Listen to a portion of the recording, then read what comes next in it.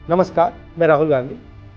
बस driver, truck driver, Ola, Uber, auto drivers अगर गलती से किसी को मार देते हैं तो 10 साल की जेल में सज़ा हो जाती है और चाबी उठा के वो फेंक देते हैं।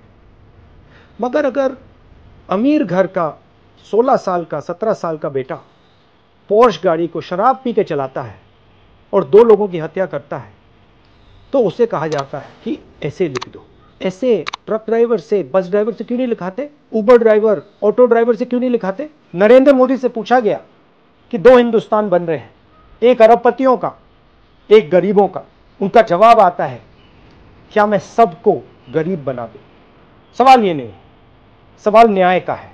अमीरों को, गरीबों को, दोनों को न्याय मिलना चाहिए। न्याय सबके लिए एक जैसा होना चाहिए। इसीलिए हम लड़ रहे हैं, अन्याय के खिलाफ लड़ रहे हैं। पुण्याच्या घटनेचं जे राजकीयकरण करण्याचा प्रयत्न केलेला आहे ते अतिशय निषेधार्ह आहे। पुण्याच्या घटनेमध्ये पोलिसांनी योग्य कारवाई केली, मात्र त्याच्यामध्ये ज्युव्हेनाइल जस्टिस बोर्डने तो निर्णय घेतला। त्याच्यावर अपील करून पुन्हा ज्युव्हेनाइल जस्टिस बोर्डकडे ती केस पोलिसांनी आणलेली आहे। अशा परिस्थितीमध्ये केवळ अशा घटनेचं राजनीतिकरण करणं हे राहुल गांधींसारख्या व्यक्तीला शोभत नाही। प्रत्येक गोष्टीला मतांच्या चष्म्यातनं पाहणं आणि प्रत्येक गोष्टीत राजकारण आणणं हे काही योग्य नाहीये। त्यांनी जर नीट माहिती घेतली असती तर कदाचित अशा प्रकारचं त्यांनी त्या ठिकाणी काम केलं नसतं।